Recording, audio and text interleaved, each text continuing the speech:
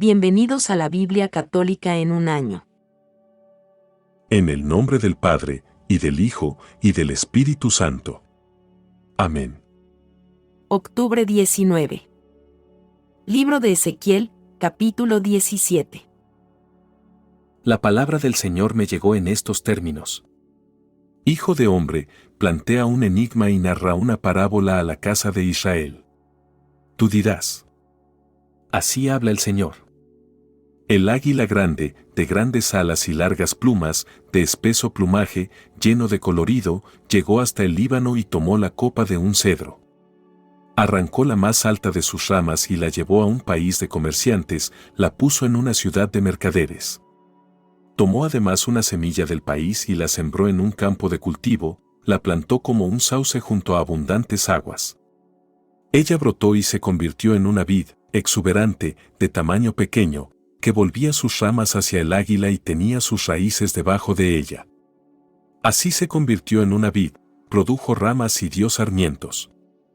Pero había otra águila grande, de grandes alas y abundante plumaje, y esa vid le tendió ansiosamente sus raíces y dirigió sus ramas hacia ella, para que la regara mejor que el terreno donde había sido plantada.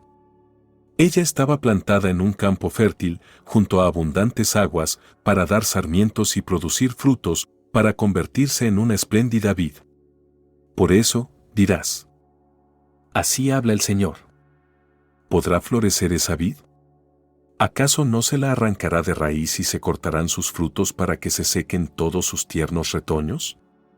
Sí, se secará, y no hará falta un brazo fuerte ni mucha gente para arrancarla de raíz. Ahora está bien plantada, ¿podrá florecer? Apenas la toque el viento del este, ¿no quedará completamente seca? En el mismo lugar donde brotó, se secará. La palabra del Señor me llegó en estos términos.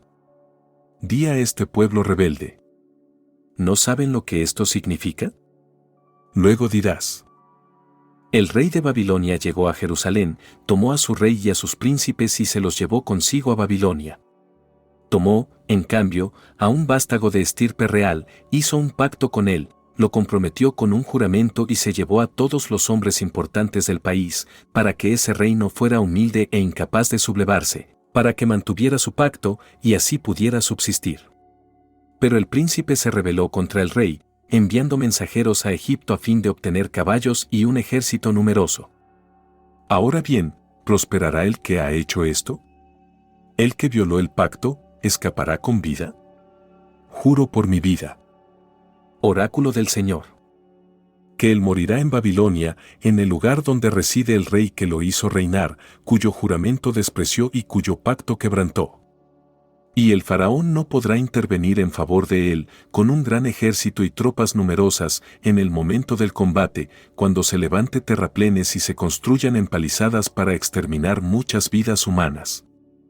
El príncipe despreció un juramento y quebrantó un pacto, había dado su mano, y después hizo todo esto, no escapará con vida. Por eso, así habla el Señor. Juro por mi vida que haré recaer sobre su cabeza mi juramento, que él despreció, y mi pacto, que él quebrantó. Tenderé sobre él mi red y quedará prendido en mi trampa. Lo llevaré a Babilonia, y allí le haré rendir cuenta de la infidelidad que cometió contra mí. Lo mejor de sus escuadrones caerá bajo la espada, y los sobrevivientes serán dispersados a todos los vientos. Así sabrán que yo, el Señor, he hablado. Así habla el Señor. Yo también tomaré la copa de un gran cedro, cortaré un brote de la más alta de sus ramas, y lo plantaré en una montaña muy elevada, lo plantaré en la montaña más alta de Israel. Él echará ramas y producirá frutos, y se convertirá en un magnífico cedro. Pájaros de todas clases anidarán en él, habitarán a la sombra de sus ramas. Y todos los árboles del campo sabrán que yo, el Señor, humillo al árbol elevado y exalto al árbol humillado, hago secar al árbol verde y reverdecer al árbol seco. Yo, el Señor, lo he dicho y lo haré. Libro de Ezequiel, capítulo 18. La palabra del Señor me llegó en estos términos. ¿Por qué andan repitiendo este refrán en la tierra de Israel? Los padres comieron uva verde, y los hijos sufren la dentera. Juro por mi vida. Oráculo del Señor. Que ustedes nunca más dirán este refrán en Israel. Porque todas las vidas me pertenecen, tanto la del Padre como la del Hijo, la persona que peca, esa morirá. Si un hombre es justo y practica el derecho y la justicia, si no participa de las comidas sagradas en las montañas y no levanta sus ojos hacia los ídolos de la casa de Israel, si no deshonra a la mujer de su prójimo y no se acerca a una mujer en los días de su menstruación, si no oprime a nadie, si devuelve la prenda al deudor y no quita nada por la fuerza, si da su pan al hambriento y viste al desnudo, si no presta con usura ni cobra intereses, si aparta su mano de la injusticia y juzga imparcialmente en los litigios, si camina según mis preceptos y observa mis leyes, obrando con fidelidad, ese hombre es justo y seguramente vivirá. Oráculo del Señor. Pero si engendra un hijo ladrón y sanguinario, que hace alguna de esas cosas, mientras que él no ha hecho ninguna de ellas, un hijo que participa de las comidas sagradas en las montañas y deshonra a la mujer de su prójimo, que oprime al pobre y al indigente, que saca las cosas por la fuerza y no devuelve la prenda, que levanta sus ojos a los ídolos y comete abominaciones, que presta con usura y cobra intereses, este hijo no vivirá. A causa de todas las abominaciones que cometió, morirá irremediablemente y su sangre recaerá sobre él. Pero si un hombre engendra un hijo que ve todos los pecados cometidos por su padre, los ve, pero no los imita, no participa de las comidas sagradas en las montañas ni levanta sus ojos a los ídolos de la casa de Israel, no deshonra a la mujer de su prójimo, no oprime a nadie, no retiene la prenda ni saca las cosas por la fuerza, da su pan al hambriento, viste al desnudo y aparta su mano de la injusticia, no presta con usura ni cobra intereses, cumple mis leyes y camina según mis preceptos, ese hijo no morirá por las culpas de su padre, sino que vivirá. Pero su padre, que oprimió y sacó las cosas por la fuerza, y no hizo el bien en medio de su pueblo, él sí morirá a causa de sus culpas. Ustedes preguntarán: ¿por qué el hijo no carga con las culpas de su padre? Porque el hijo practicó el derecho y la justicia, observó todos mis preceptos y los puso en práctica, por eso vivirá. La persona que peca, esa morirá, el hijo no cargará con las culpas del padre, ni el padre cargará con las culpas del hijo. Sobre el justo recaerá su justicia, y sobre el malvado, su maldad. Pero si el malvado se convierte de todos los pecados que ha cometido, observa todos mis preceptos y practica el derecho y la justicia, seguramente vivirá y no morirá. Ninguna de las ofensas que haya cometido le será recordada, a causa de la justicia que ha practicado, vivirá. ¿Acaso deseo yo la muerte del pecador? Oráculo del Señor. ¿Y no que se convierta de su mala conducta y viva? Pero si el justo se aparta de su justicia y comete el mal, imitando todas las abominaciones que comete el malvado, ¿acaso vivirá? Ninguna de las obras justas que haya hecho será recordada, a causa de la infidelidad y del pecado que ha cometido, morirá. Ustedes dirán: El proceder del Señor no es correcto. Escucha, casa de Israel, ¿acaso no es el proceder de ustedes, y no el mío, el que no es correcto? Cuando el justo se aparta de su justicia, comete el mal y muere, muere por el mal que ha cometido. Y cuando el malvado se aparta del mal que ha cometido, para practicar el derecho y la justicia, él mismo preserva su vida. Él ha abierto los ojos y se ha convertido de todas las ofensas que había cometido, por eso, seguramente vivirá, y no morirá. Y sin embargo, la casa de Israel dice: El proceder del Señor no es correcto. ¿Acaso no es el proceder de ustedes, y no el mío, el que no es correcto? Por eso, casa de Israel, yo los juzgaré a cada uno de ustedes según su conducta. Oráculo del Señor. Conviértanse y apártense de todas sus rebeldías, de manera que nada los haga caer en el pecado. Arrojen lejos de ustedes todas las rebeldías que han cometido contra mí, y háganse un corazón nuevo y un espíritu nuevo. ¿Por qué quieres morir, casa de Israel? Yo no deseo la muerte de nadie. Oráculo del Señor. Conviértanse entonces, y vivirán. Palabra de Dios. Te alabamos, Señor. Eclesiástico, capítulo 15. El que teme al Señor hace todo esto, y el que se aferra a la ley logrará la sabiduría.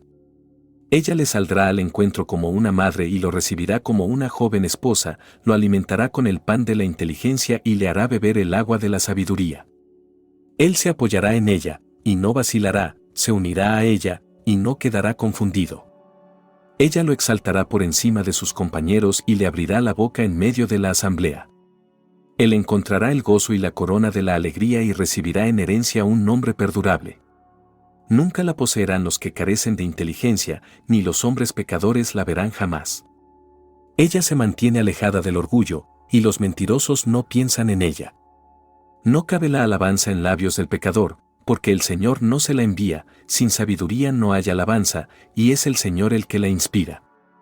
No digas, fue el Señor el que me hizo claudicar, porque Él no hace nunca lo que detesta.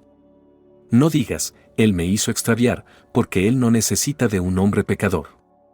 El Señor detesta toda abominación, y nada abominable es amado por los que lo temen. Él hizo al hombre en el principio y lo dejó librado a su propio albedrío. Si quieres, puedes observar los mandamientos y cumplir fielmente lo que le agrada. Él puso ante ti el fuego y el agua, hacia lo que quieras, extenderás tu mano. Ante los hombres están la vida y la muerte, a cada uno se le dará lo que prefiera. Porque grande es la sabiduría del Señor, Él es fuerte y poderoso, y ve todas las cosas. Sus ojos están fijos en aquellos que lo temen, y Él conoce todas las obras del hombre. A nadie le ordenó ser impío, ni dio a nadie autorización para pecar. Gloria al Padre y al Hijo y al Espíritu Santo. Como era en el principio, ahora y siempre, por los siglos de los siglos. Amén.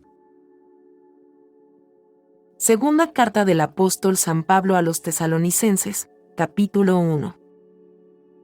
Pablo, Silvano y Timoteo saludan a la iglesia de Tesalónica, que está unida a Dios, nuestro Padre y al Señor Jesucristo. Llegue a ustedes la gracia y la paz que proceden de Dios, nuestro Padre, y del Señor Jesucristo. Hermanos, siempre debemos dar gracias a Dios a causa de ustedes, y es justo que lo hagamos, porque la fe de ustedes progresa constantemente y se acrecienta el amor de cada uno hacia los demás. Tanto es así que, ante las iglesias de Dios, nosotros nos sentimos orgullosos de ustedes, por la constancia y la fe con que soportan las persecuciones y contrariedades. En esto se manifiesta el justo juicio de Dios, para que ustedes sean encontrados dignos del reino de Dios por el cual tienen que sufrir. Es justo que Dios retribuya con sufrimientos a quienes los hacen sufrir a ustedes. En cambio, a ustedes, los que sufren, les dará el descanso junto con nosotros, cuando se manifieste el Señor Jesús, que vendrá desde el cielo, con los ángeles de su poder, en medio de un fuego ardiente. Entonces Él hará justicia con aquellos que no reconocen a Dios y no obedecen al Evangelio de nuestro Señor Jesús. Estos sufrirán como castigo la perdición eterna, alejados de la presencia del Señor y de la gloria de su poder, cuando Él venga aquel día para ser glorificado en sus santos y admirado por todos los que hayan creído. Y ustedes han creído en nuestro testimonio. Pensando en esto, rogamos constantemente por ustedes a fin de que Dios los haga dignos de su llamado, y lleve a término en ustedes, con su poder, todo buen propósito y toda acción inspirada en la fe. Así el nombre del Señor Jesús será glorificado en ustedes, y ustedes en Él, conforme a la gracia de nuestro Dios y del Señor Jesucristo. Segunda carta del apóstol San Pablo a los Tesalonicenses, capítulo 2.